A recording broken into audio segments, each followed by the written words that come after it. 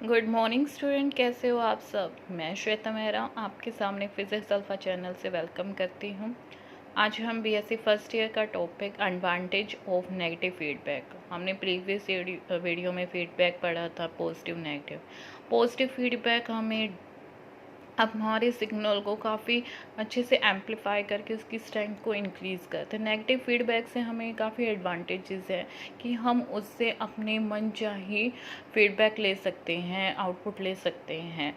ठीक है, उसका प्रोपोर्शनल हम कांस्टेंट वगैरह रखें। तो उन्हीं में से हम आज एडवांटेजेस डिस्कस करने वाले हैं नेगेटिव फीडबैक के। तो first is increase in gain stability. हमने मान लिया ए क्या है, एक वोल्टेज गेन एम्पलीफायर है विदाउट फीडबैक। जब हमने फीडबैक नहीं लगाया, जो हमारे एम्पलीफायर के थ्रू जो हमें गेन मिला है वो उसको हमने ए माना है। और ए डैश जो वोल्टेज गेन है जहाँ पे हमने नेगेटिव फीडबैक लगाया है। ए फीडबैक वो है जहाँ पे हमने ओनली एम्पलीफायर से फीडबैक वोल्टेज गेन लिया है। A is the voltage gain of amplifier without feedback. और ए डैश वो वोल्टेज गेन है जो हमने नेगेटिव फीडबैक से लिया है।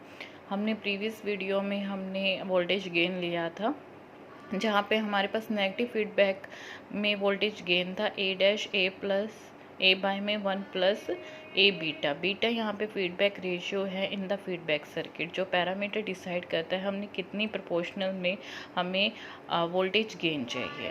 For negative feedback is in amplifier to be more effectively manufacture design. हम उसको कैसे भी डिज़ाइन कर सकते हैं नेगेटिव फीडबैक के, हमें डिपेंड करता है कि आउटपुट कैसा होना चाहिए। ठीक है, मान लो हमने सर्किट को इस तरीके से एडजस्ट किया है कि जहाँ पे हमारा जो वोल्टेज गेन है और जो रेशियो है वो ग्रेटर देन यूनिटी है, यानी 1 है। तो हमारे पास जो वोल्टेज गेन है मोर देन 1 है, तो हम इसको 1 ऐड करेंगे तो भी हमारे पास क्या होगा, यही ज़्यादा होगा। इसलिए हमने क्या किया है, a प्लस 1 बीटा में ऐड किया तो भी a बीटा आएगा। a से a कैंसिल तो 1 बाय बीटा। जो हमारा वोल्टेज गेन है विद द नेगेटिव फीडबैक वो डिपेंड कर रहा है equal to the ratio.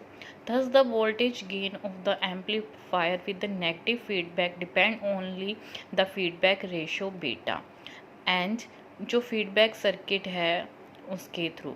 So A dash it is independent of any change in temperature and frequency. जो हमारा वोल्टेज गेन है विद द नेगेटिव फीडबैक वो इंडिपेंडेंट है, यानी किसी पे टेम्परेचर पे डिपेंड नहीं कर रहा, उसकी फ्रीक्वेंसी पे डिपेंड नहीं कर रहा।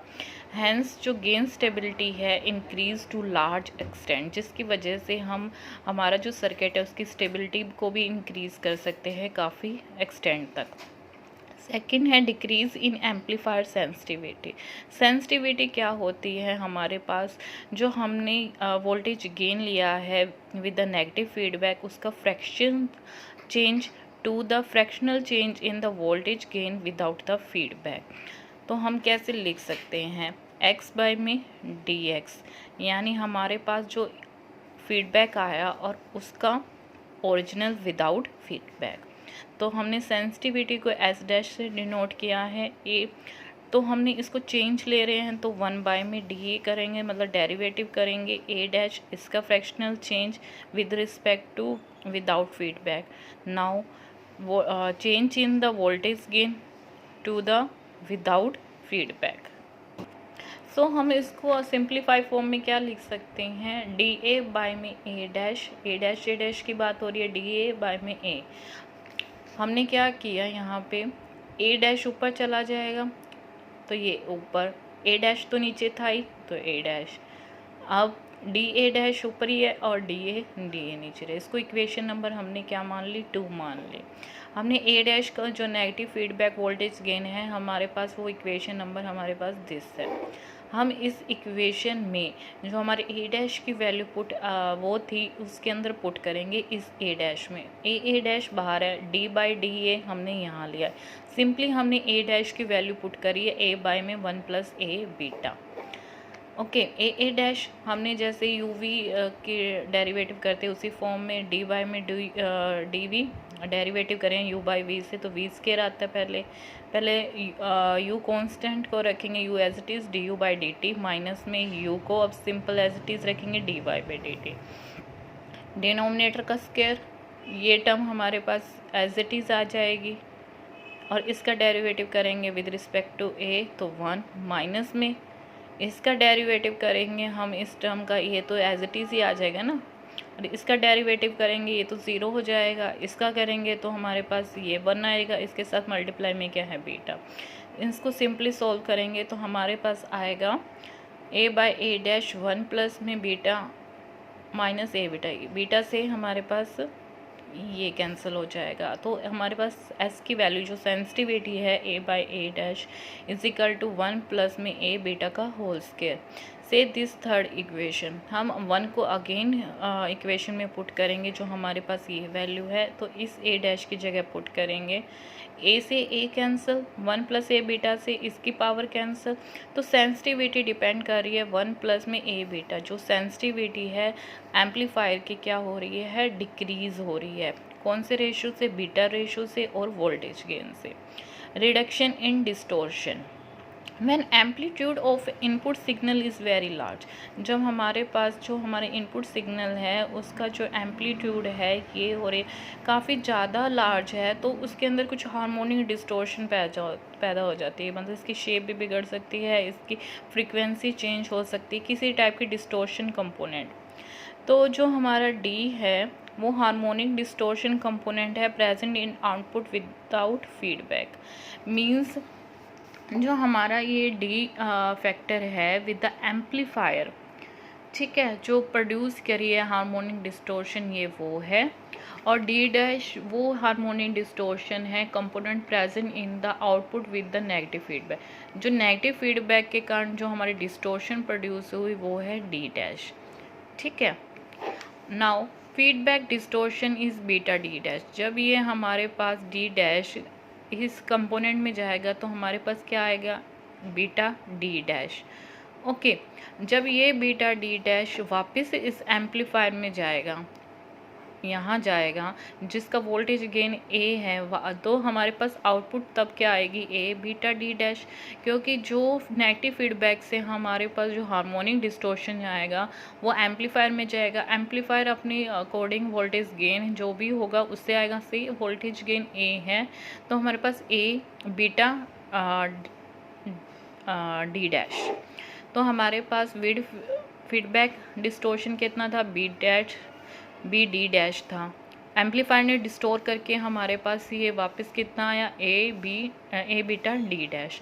तो नेट डिस्टोर्शन क्या हुआ, डी डैश जो हमारे इसके अकॉर्डिंग हुआ is equal to D minus में ए बीटा डी डैश। ये डीटा डी क्या है हमारे पास, जो एम्पलीफायर ने डिस्टोर्शन किया, ये हमारा जो आउटपुट में आया, दोनों को हम माइनस करेंगे तो नेट डिस्टोर्शन पता चलेगा।